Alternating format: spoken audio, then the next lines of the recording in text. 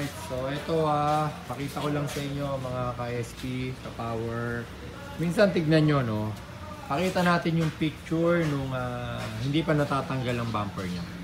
Minsan kala nyo maliit lang ang tama. Pero pag tinanggal po ang pinakalabas ng inyong kotse, hinubaran natin, diyan nyo, hindi nyo kakalain na ang laki pala ng damage. Yung bumper reinforcement niya, tumiklop, yung chassis niya, at ito masaklap, yung transmission, nagkakaroon po ng leak. Ayan. Dahil lang yan sa aksidente, no?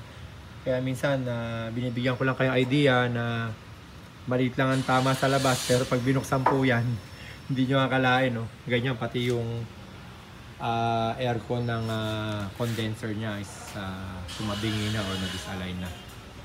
Ayan. Okay? So, ayan, idea lang na tayo mag-ingat po lagi. At syempre, dapat naka-insure ang inyong mga sasakyan kasi pag walang insurance yan, dudugo ang bulsa ng may-ari. No? At least ito, naka-insured siya, participation lang ang babayaran.